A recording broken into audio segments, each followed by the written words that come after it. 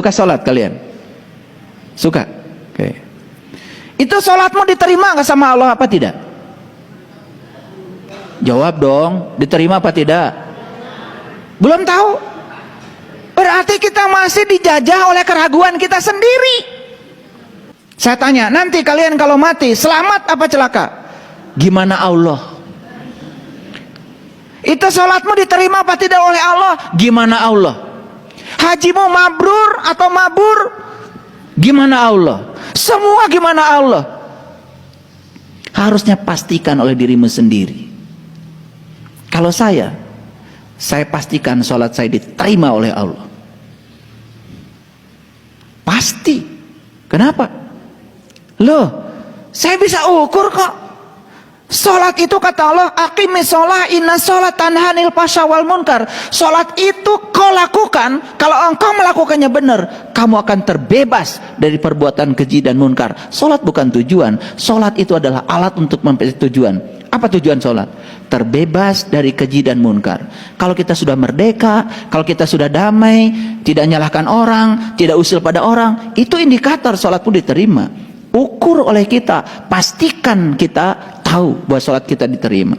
Ibnu Atha dalam kitab Al-Hikam mengatakan, untuk tahu sholatmu diterima oleh Allah, tidak perlu tanya Allah, tanya saja dirimu sendiri. Ini orang bijaksana sudah sampai ke sana. Jangan Allah menjadi sasaran terus, sasaran untuk menumpahkan kebodohan kita sendiri. Makanya banyak orang yang kalau ceramah dipungkas dengan wallahu alam bimuradi, wallahu alam bisawab. Kalau begitu nggak usah ceramah. Ya sama aja dengan, coba saya tanya nih, kalian ngerti nggak? Alif lam mim, apa artinya? Kalau lihat terjemahan yang ada, hanya Allah yang tahu, betul? Sekarang alif lam ro, apa? Terjemahnya sama, hanya Allah yang tahu. Kaf ha ya ain shod, terjemahannya sama, hanya Allah yang tahu. Coba baca itu. Ha mim, sama, hanya Allah yang tahu. Ain sin qaf, hanya Allah yang tahu.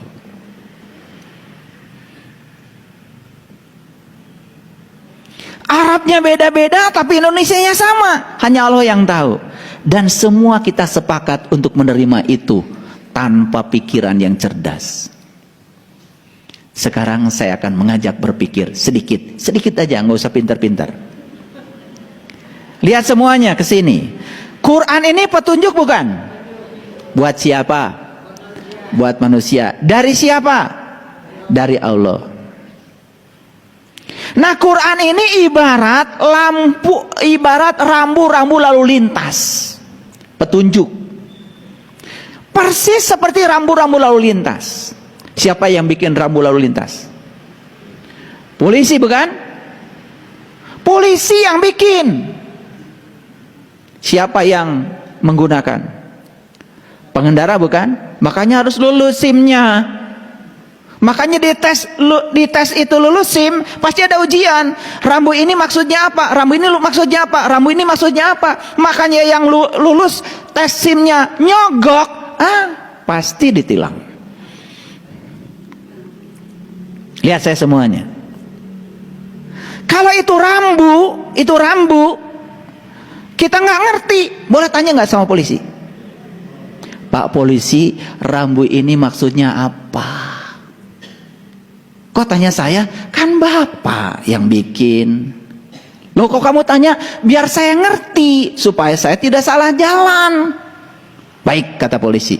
Apa jawaban polisi? Hanya polisi yang tahu.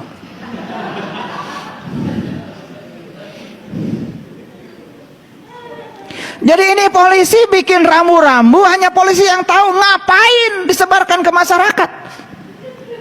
Allah bikin alif lam mim, alif lam ro dan lain sebagainya, hanya dia yang tahu. Ngapain disampaikan pada Rasulullah? Ngerti maksud saya? Nah, biar pusing kalian. Habis ini kalian kan akan mikir, jadi kalau gitu alif lam mim apa? Alif lam, cari aja sendiri, enak aja. Saya nyarinya juga berpuluh-puluh tahun. Saya udah kesana kemari itu. Saya nyari, katanya ada di sini yang ngerti, ada di sini ngerti. Udah saya temui semua, nggak jelas. Saya tanya langsung aja sama yang bikinnya. Bisa, loh Allah bersamamu, lebih dekat padamu daripada urat nadi lehermu. Kemana aja selama ini? Nggak usah tanya keluar. Makanya kalau ada masalah, jangan cari jalan keluar, cari jalan ke dalam. Keluar terus. Emang ini di luar banyak yang tahu? Belum tentu. Yang pura-pura tahu banyak. Saya sudah membuktikan. Puluhan tahun saya cari ilmu, diusir terus. Dan orang yang tidak tahu kalau ditanya malah marah. Gitu.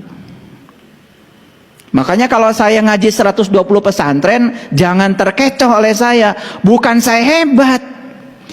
Ngaji 120 pesantren itu waktunya juga cuma 120 hari kok.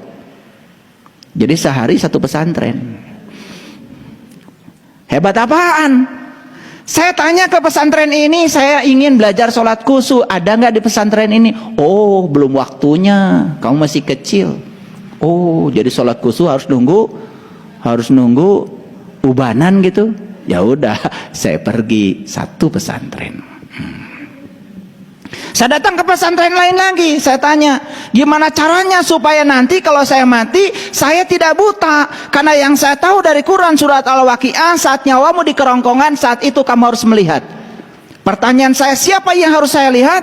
Dengan mata mana saya harus melihat? Dan apa yang harus saya lihat? Dan apa jadinya kalau saya tidak bisa melihat? Itu pesantren kedua. Wah, katanya itu ilmu tinggi.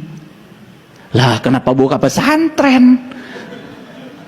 Jadi kalau begitu di pesantren ini ilmunya memang tidak sampai ke situ. Ngapain buka? Kalau cuma belajar bahasa Arab, A, I, U, Ba, Bi, Bu, gak usah buka pondok pesantren. Nah isinya kalau buka cuman belajar membaca terus buat apa? Pertanyaan yang mendasar bagi kita ini, sekarang kita dijajah oleh kebodohan. Kita ingin keluar dari kebodohan kita sendiri. Betul? Yuk. Jadi alif lam mim artinya apa? Alif lam ra, hanya Allah yang tahu. Nerima kalian? Wah, kemarin nerima. Setelah dijelaskan begini baru mikir, oh iya ya, kalau hanya Allah yang tahu ngapain difirmankan ke kita? Bukankah itu petunjuk buat kita? Betul nggak? Ini saya cuma mengajarkan kritis saja, karena ciri manusia abad 21 itu 5. 1 kritis, 2 kreatif, 3 kolaboratif, yang 4 komunikatif, yang kelima compassion, cinta kasihnya besar. Nggak tahu kenapa ada orang yang mengatakan manusia abad 21 cinta kasihnya besar. Semoga saja anak-anak yang terlahir sekarang ini anak-anak yang berkesadaran, yang sudah melewati beberapa fase kehidupan di kehidupan yang dulu, lahir jadi anak yang berkesadaran sekarang. Semoga aja. Karena harus diputus itu satu generasi. Karena ketidaksadaran ini diwariskan terus menerus, mengerikan.